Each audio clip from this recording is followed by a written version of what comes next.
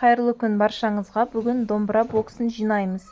Бізге керекті сухофруктылар: финики, мына жерде папайя бар, шоколадты курага, хаштаг, инжир, осындай бал медолюбов және пенабокс.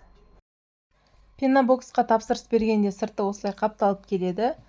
Біз оны алып тастаймыз. Тағаммен жұмыс жасағандықтан бізге пищевой пленка керек болады. Пищевой пленканы алып,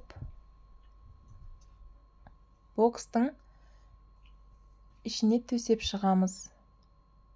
Осылай өлшемін алып, артығын кесіп тастаймыз. Пищевой пленканы осылай төсеп, ішіне сухофрукты салатын боламыз. Және ол 2 қабаттан тұрады. Кез келген сухофруктыды төменгі қабатына төсеуге болады. Менде бұл жерде финики бар, яғни құрмамызды 1-ші қабатына төсеп шығамыз.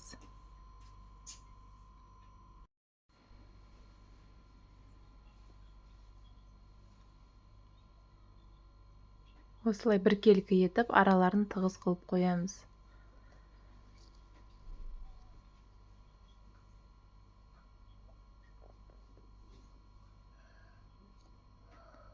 Ал 2-ші қабатқа енді хаштаг саламыз. Бұл бізде хаштаг деп аталады. Өздеріңіздің қалауларыңыз бойынша әртүрлі етіп қоюға болады. Инжир, турецкая курага.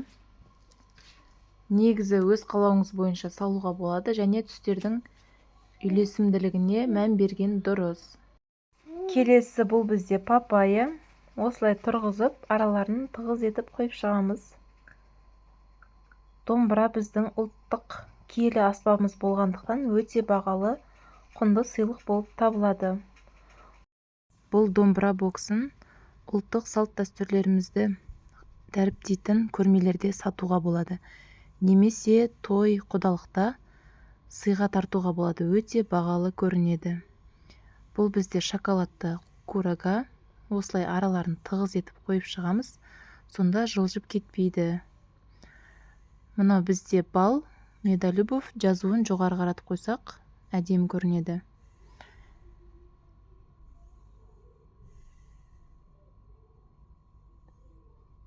Бос жер қалдырмай, осылай тығыз етіп қойып шығуымыз керек.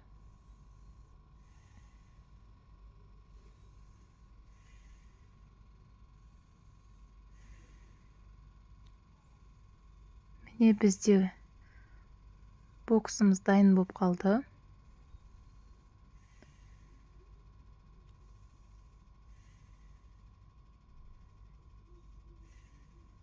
Енді қайшын аламыз да артық пищевой пленканы қиып тастаймыз.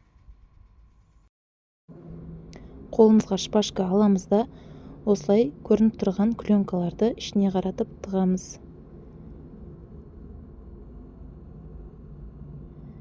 Міне боксымыз дайын. Осылай тығыз тұрса, жылжып түсіп кетпейді.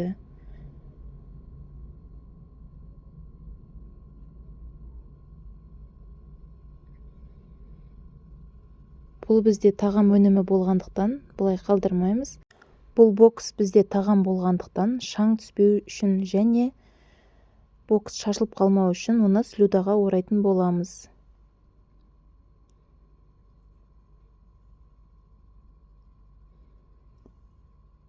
Осылай орап, керекті өлшемді алып, кесіп аламыз.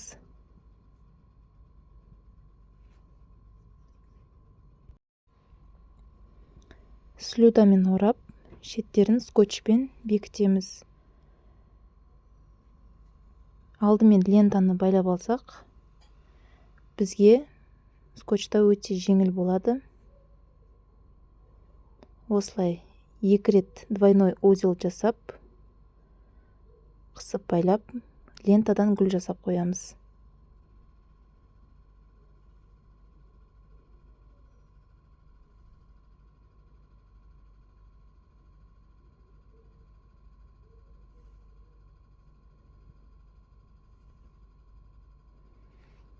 Ал енді ашық қалған жерлерін скотчтап шығамыз.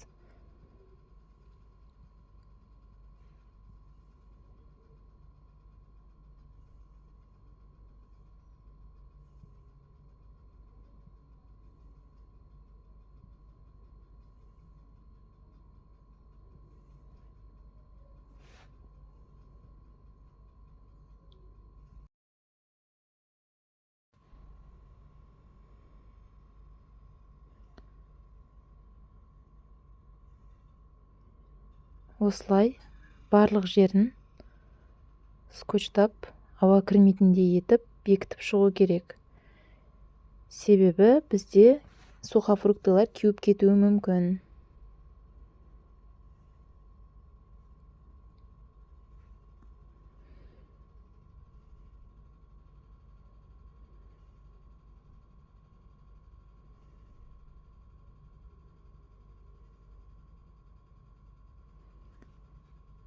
Боксымыз дайын болды. Осындай ерекше ұлттық нақыштағы сыйлықпен жақындарыңызға вау эмоция сыйлауға болады және өз кәсібіңізді бастап сатсаңыз болады.